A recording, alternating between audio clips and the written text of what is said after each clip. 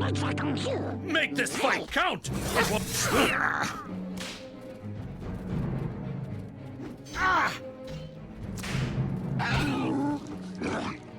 Difficulty is a subjective matter. That being said, when one asks what is a difficult module for Neverwinter Nights, the word Swordflight is mentioned almost in unison. Now, there are several parts to this campaign. This is the first part, the beginning chapter to an epic adventure that eventually ends in chapter 4. But it makes me ponder the situation when I think of difficult games, and I immediately go back to my childhood arcade games, not the NES or the SNES. Throw those out, folks. I'm talking about the quarter-munching, last dollar stealing, beat the crap out of you arcade game, which might be why I'm also a hack and slasher that tries to quickly learn patterns. This method has worked in 90% of the games I've played in the past and will continue to work in 90% of the games that I play going forward. The module's dubbed Swordflight is not counted in that 90%. When thinking of this module, the words strategic, cautious, methodical, and just plain lucky all come to mind. Swordflight 1 is a beginning level module and designed with hardcore D&D rules to be applied. For people unfamiliar with the biggest difference between normal and hardcore is that the monsters can critically hit you, and attacks of opportunity are present when drinking potions or firing long-range weapons. Those are really the biggies. By the end of the module, you should be able to gain 5 levels plus depending on how much you clear out those lingering mobs. Puzzles are moderate, traps are heavy, combat heavy, and loot light to moderate, with it more leaning towards the drops on the potions and scrolls. Finally, roleplay is vital, and I'll explain that a little later on, but this is my review of Swordflight Chapter 1. Remember to like and subscribe for more future content like this, and let's go ahead and dive in.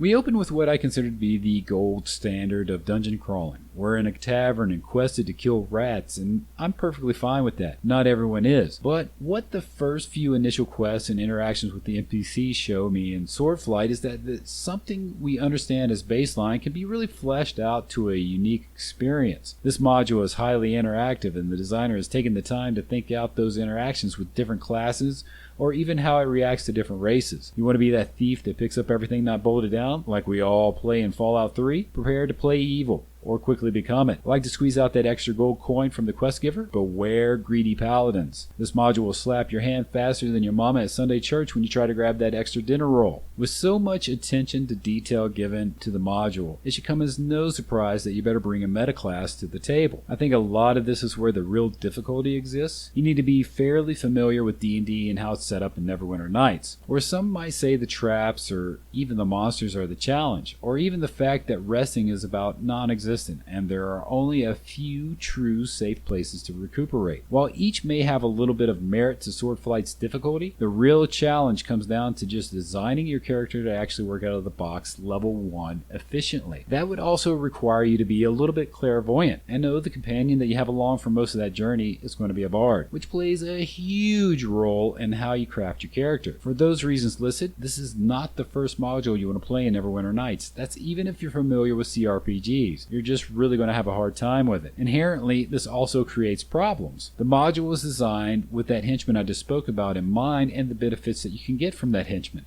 That means that you're going to be relying a lot on the engine's use of handling NPCs. So for me personally, I couldn't have done it without scripting hacks to control my NPC more directly.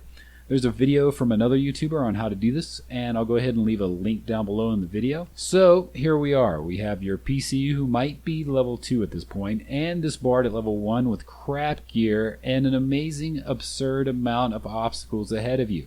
Poisonous spiders, large roaming bands of bandits that also like to use stealth to take you down a little bit quicker.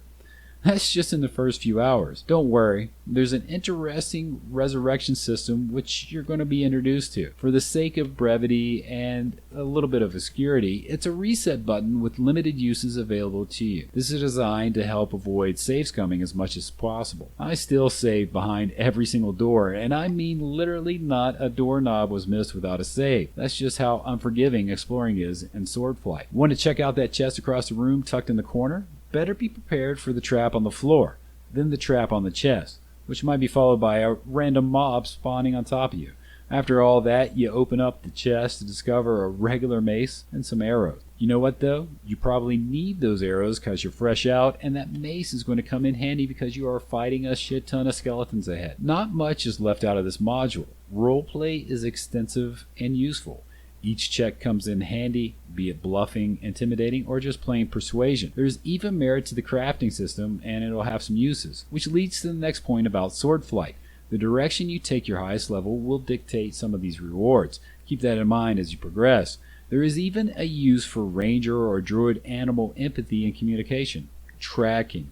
The list of possible benefits on how you play your character is quite extensive. As far as the aesthetics, the tile set and the atmosphere just isn't riveting. Actually, I think that's the weakest part of the whole journey. The dialogue and the story is all well crafted and it's enough to stand on its own merit, but the tile sets are methodical.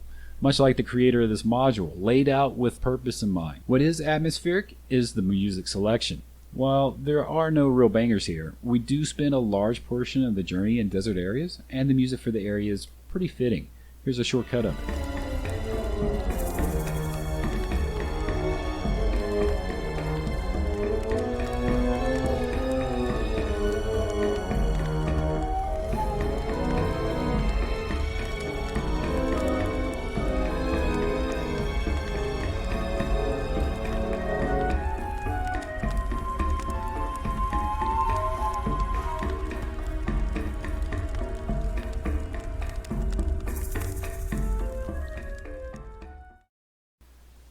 So there we have it, Swordflight, Chapter 1 Review, a painfully fair module, one in which patience is paid off, but lack of care results in a lot of keyboard smashing. This is definitely a module I'd recommend only for experienced Neverwinter Nights players, or, as my daughter puts it.